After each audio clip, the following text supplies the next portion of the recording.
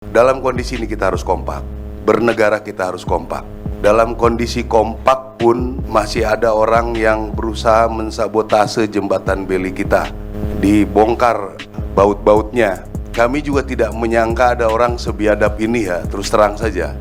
Biadab, KSAD Maruli geram ada upaya sabotase jembatan di wilayah bencana.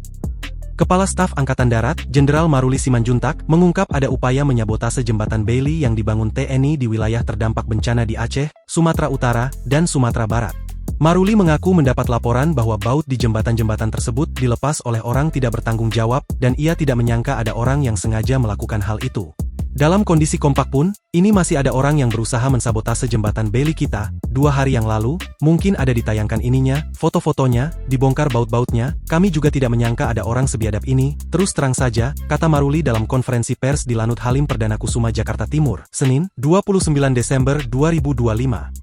Maruli menyatakan, baut-baut tersebut terlihat berpindah ke samping jembatan dari yang sebelumnya sudah dipasang personel TNI. Ia meyakini, sabotase ini diarahkan untuk mencoreng kerja pemerintah dalam penanganan bencana dengan mengorbankan nyawa masyarakat.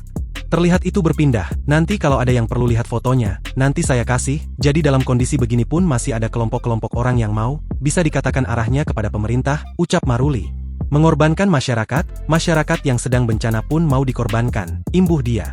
Maruli menyampaikan, peristiwa itu membuatnya tidak bisa tidur karena jembatan tersebut sudah dibangun personel dengan 3 shift, yakni pagi, siang, dan malam. Jadi terus saya semalam tidak bisa tidur saya memikirkan ini, karena saya pikir orang sebiadab ini, luar biasa, jelas Maruli. Lebih lanjut, Maruli memaparkan, pihaknya sudah mendata 44 jembatan Bailey yang akan dibangun setelah melewati tahap survei. Sebanyak 12 jembatan sudah selesai dipasang, sementara 15 sisanya tengah dalam perjalanan. Lalu 6 sisanya sedang dipasang, yang lain sedang kita kumpulkan lagi, kata Maruli. Download Tribun X sekarang, menghadirkan lokal menjadi Indonesia.